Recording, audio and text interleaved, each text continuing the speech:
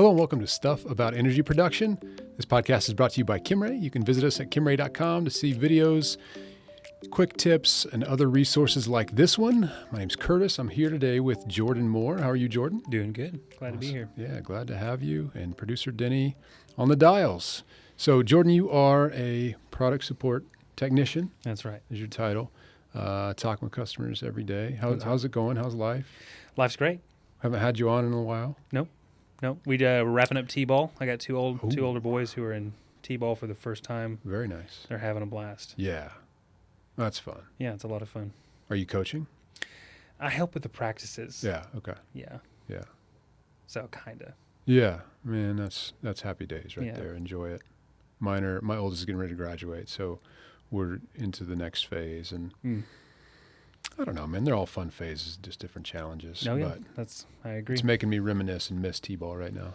It's like comic relief. Oh, gosh. They don't keep scores. Everybody gets to bat, and they're like squirrels. Yeah, which base do I go to? All it's that a lot stuff. of fun. Yeah, it's good stuff.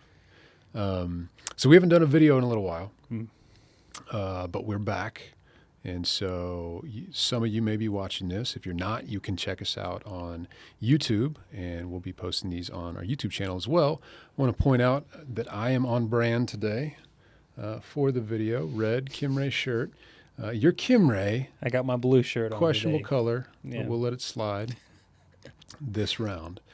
All right, so this episode, Jordan, we wanted to talk to you about a topic that we've covered in a lot of different ways, and it continues to be an important question that producers are trying to sort through and navigate, which is how do I figure out what is emitting at my well sites? Yes. And so I just kind of wanted to take a minute to just kind of paint the landscape a little bit before we dive into some specifics. Companies are feeling pressure, energy companies are feeling pressure to reduce, mitigate, sometimes internal pressure, sometimes external pressure, to lower the emissions at their production sites. And so, best to understand it, you've got some engineers will be tasked with, hey, all right, you're good with details. I'm going to put you in charge of figuring this out, and can be very challenging because why don't you talk about some of the challenges they face? Yeah, as far as this is something that's coming down the pike in a regulation standpoint. So, producers are considering legal ramifications for not complying. That's the pressure they're feeling, and the challenge really is that any given producer has many, many, many different types of control valves, different companies, different designs that they are having to now account for, and figure out how they emit, and by emit, all that means is gas leaving the device into the atmosphere in one way or another. So how they emit, and how they can mitigate that.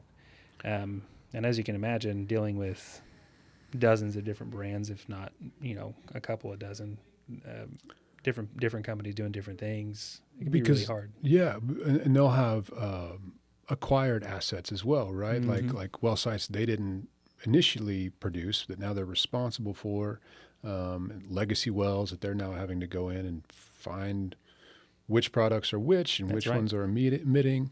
So really big challenge that they're facing. And so we've been trying to help support producers in a lot of different ways. You can listen to other episodes we talk about non-vent products and outside supply products and electric products and things that are for sure zero emission products. And you can check those out on our website as well. But we wanted to have you in to talk specifically about some of the customer questions you're getting and how we help them think through, okay, here's kind of how you measure if you have specifically pneumatic products, I assume we're going to talk about, and how do you set a baseline for where you're at and how do you get better? Yeah.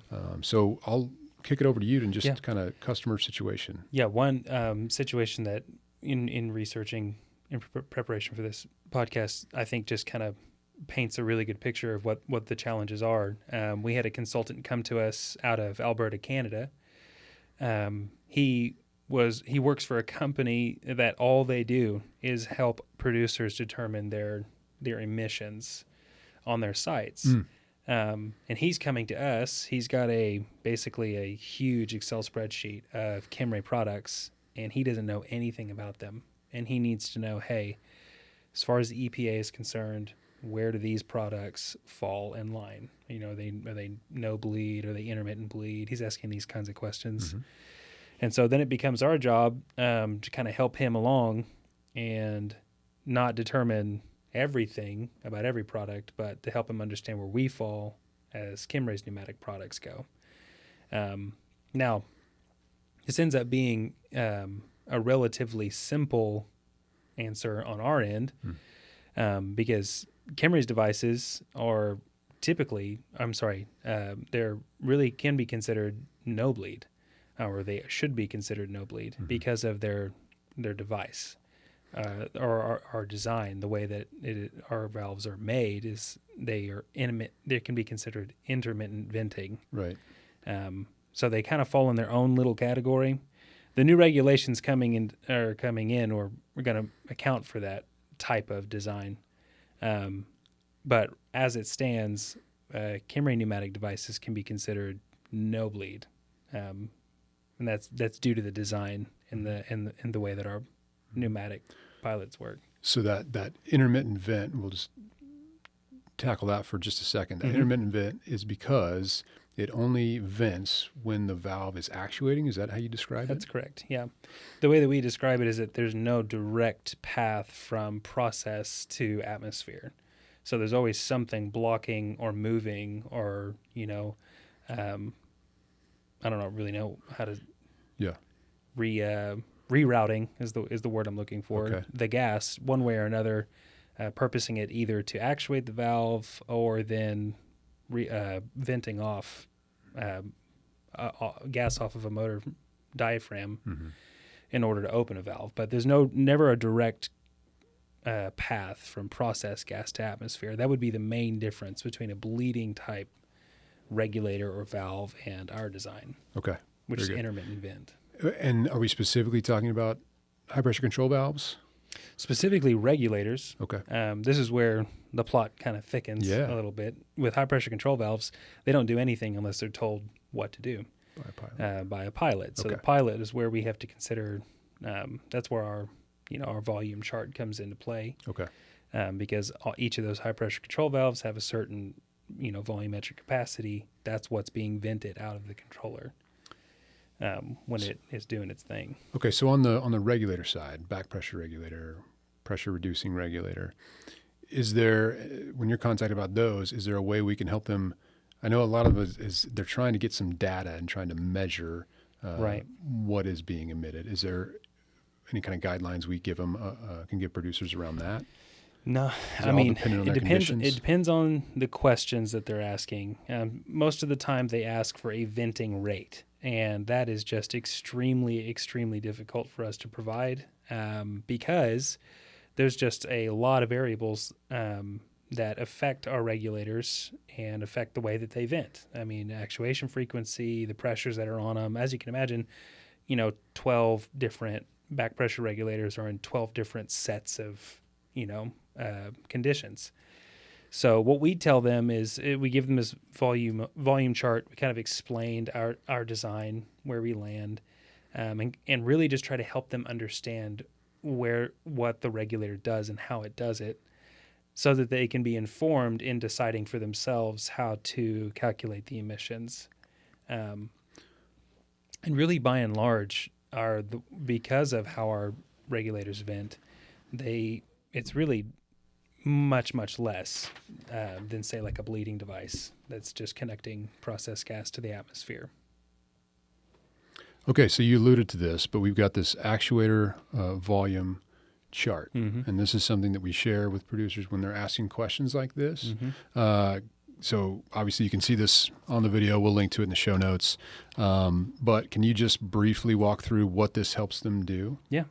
So on the chart, we just kind of outline a couple of things for them to think through. Our regulator, it's not an isolated, device. It's in a system. So you have tubing to consider, pneumatic tubing going to and from the regulator. We have to figure out the frequency of actuation, pressures, those sorts of things. And then what we provide in the chart is actually the volume of the cavity that is being vented through the controller.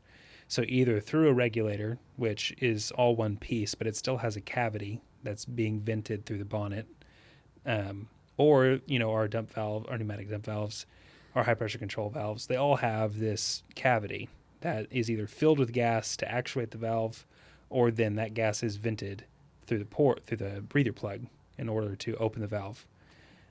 Again, depending on the orientation. But that's what the chart is outlining is, hey, here are these volumes, and here's some principles, some things to think about. And we give that to these consultants or the producers for them to then go and try and determine, an approximate, normally they're highballing it, but an approximation on what our valves are actually doing in the field. Yeah. Okay. So to circle back on it, this is what we can tell you. We can tell you kind of volume of the cavity in this product. What we can't tell you is how many times a day your product is actuating. Yeah. Is that fair? Correct. We cannot give anybody an amount on how much their, AAR is venting to atmosphere. Right.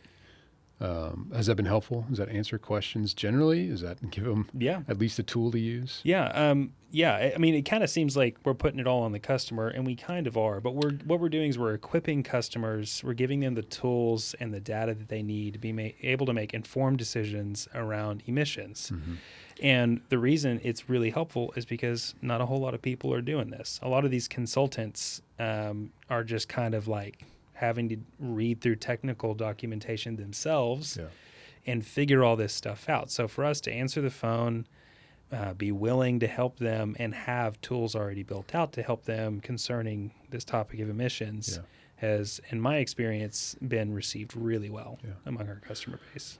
And so I always like to spell this out just so we're clear about different options that you have. So this specific instance is for control products where you're using supply gas, natural gas, typically from the Wellsite, correct, to actuate your valves. Other options you have include, with our regulators, you can do a non-vent, sending that so that gas is used to actuate the valve and then put back into the stream, the production fluid. Another is using outside supply instead of existing gas, typically air compressors on site. Right.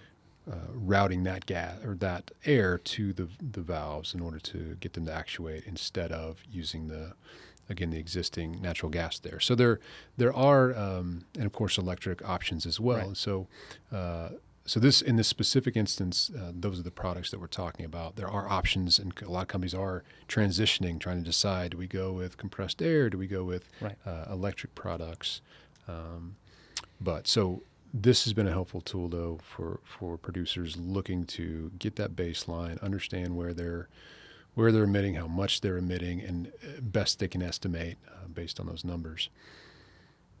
Yeah, and I would also add, it's especially, we've seen it, like the conversations kind of shift from, well, we need to determine how much these are venting so that we can know if we're underneath this line, this threshold, and it's shifting now to, well, we need to figure out how much we're venting at all, and they're anticipating like no venting being allowed at all. So there's just kind of this shift in the conversation where people have become very granular about what they're needing to know about our devices, any devices on these wells. So what would we encourage producers, consultants in this space to do if they're trying to understand their Kimray products? Is it product support? Is that kind of the first line of contact? Absolutely. Okay.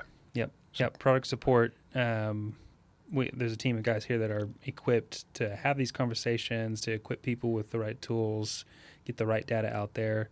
But we also, our sales force is very technically minded, and typically can have these conversations. And if they get in a place where they feel like they're not comfortable making these, they'll typically run things through product support, and that's what we're here for. Very cool. Also some exciting things. We're not ready to reveal everything yet, but some exciting things coming with our field services team around this emissions management, trying to navigate this, trying to get accurate data is a challenge for some folks as well. So look to hear more about that in the coming months. All right, let's shift to stuff we like.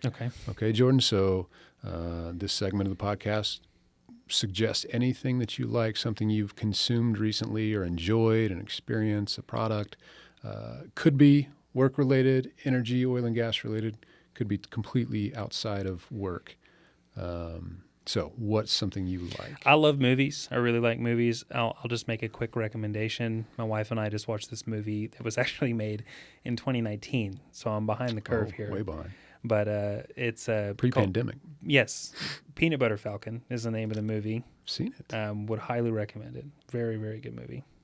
The young man's got Down syndrome. Is that right? Yes, and it's like just an unlikely pairing of two people, and it's a kind of an adventure tale. Shia LaBeouf. Mm-hmm. Yeah, very good. That was a very cool movie. Yeah, I really enjoyed that one. I'll second that recommendation. Okay, stuff I like recently. So I watched the Thunder game last night, and they swept the New Orleans Pelicans.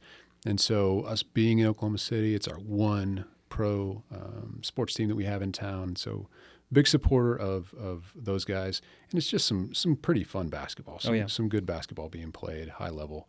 So stuff I like, we'll say NBA playoff basketball. You got from now until June, I think, to enjoy that. So there you go. We'll link to maybe some of those things, but also more importantly, the actuator gas volume chart and some of the other resources we mentioned in today's show notes. Thanks for joining us, and we'll catch you next time on Stuff About Energy Production.